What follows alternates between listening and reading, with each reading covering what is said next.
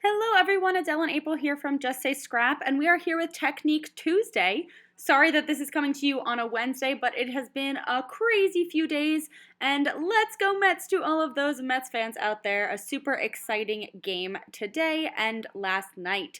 But we wanted to show you this technique. We actually had thought about it yesterday, and then, like I said, time got away from us because we've been running around like crazy because we have our own virtual this weekend and then our in-person weekend the weekend after.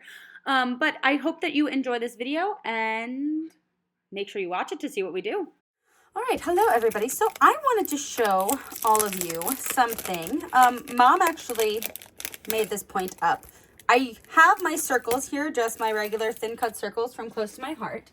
But if you have purchased any of our shaker window thin cuts or things like that in the past, you have purchased them probably with these, right? So you've purchased them with this, so when you cut the shaker window, you can just use the foam and acetate. You already have everything cut for you, and that way you can put it together. Well, if you can no longer get those, which because Close to My Heart went out, we can't get them, I wanted to show you how you can still use those thin cuts, but create your own shaker. So this is the size of what the circle would be. And if you were to get the circle, you would have a circle like this. You'd have another one that had the actual outline that you'd put over the foam. So let me grab out a shaker card for a second. All right, so for example, this is the heart, right? So if you have that, you would have something to cut out the base, which would be the circle. You would also have something to cut out this overlay piece right here. And then you would have sometimes some things to cut out some sequins in the middle, or you can just use whatever sequins you have. But it gives you a few options. If you no longer have the acetate that's actually shaped like that, or the base, this is how you can make it. So you can actually take that circle or that heart or that star thin cut, and we can put it through our machine using acetate, which is awesome.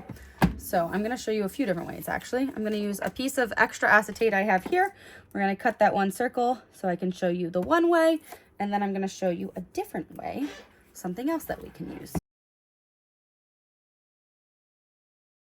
So as we have learned in the past on some of our videos, acetate doesn't love to cut. So if that happens to you, you can always just take your scissor and follow along the path. This is fine if you go off a little bit. It usually just slides right within the little cut. You can always put your pressure on a little bit more, but if you're afraid that your acetate will shift, literally just take a scissor and just trim around. It makes that nice little cut. So it usually does follow with you. But if you are doing this and you have the other shaker, like I said, that has this cover, that's going to be covered anyway. So it doesn't really matter if you just kind of trim with your scissor.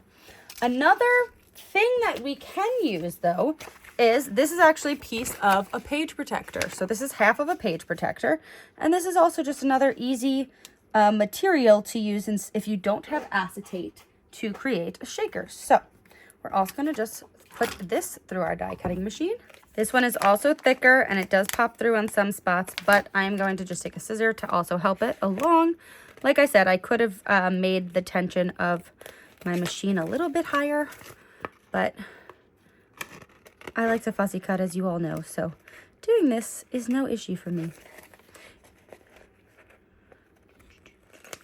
Also, if you know the circumference of your circle, you can actually cut this also with your Cricut, just so you are aware. So you could always just go on there and cut a bunch of circles that are the same size. Even though that defeats the purpose of your thin cut, still you can do the same thing. All right, so we've got our two circles now, right? We do have to make some base pages for these circles. So let me just grab some cardstock so we could do that. All right, so I cut a 3-inch strip out of my watercolor paper here, and now I'm just gonna line this up. And we are going to put this through. So now we have the two matching sets, right? So all we did was just use our thin cut and do that. The next step we have to do is we have to actually create the part that's going to let the shakers not go through. So I have some of the Stampin' Up! Dimensionals here, and we've got the mini ones and the bigger ones. So I think I'm going to use the mini ones, and what I'm going to do with this is I have to make sure I take these little dots, and I got to go around and make sure I get as close to the edge as possible. But I want to make sure that I am touching them together so there is no space in between. And you can do this all the way around. It will take a little bit of time, but you'll make a shaker, which is awesome.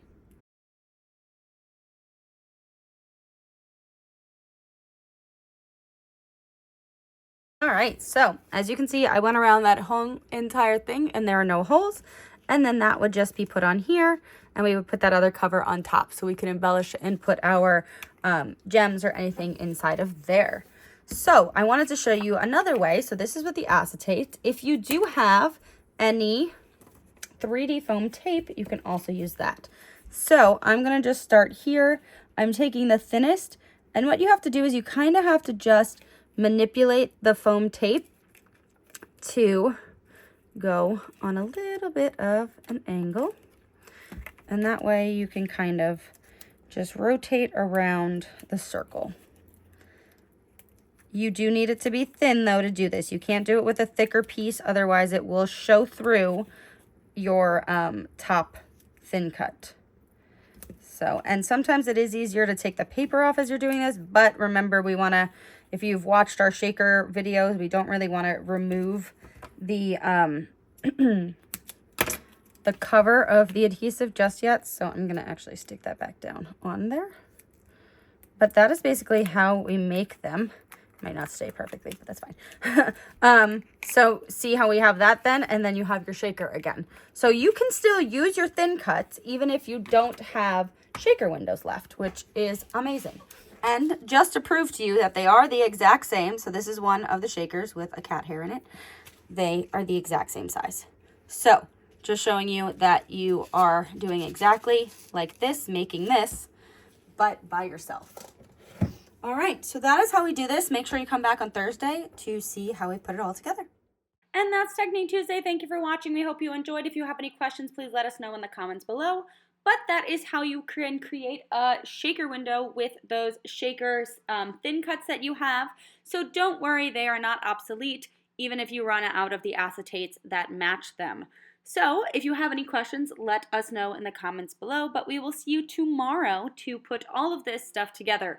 Last Thursday, once again, got a little crazy. We're actually vending, so that video got pushed back to this week. So we will see you tomorrow.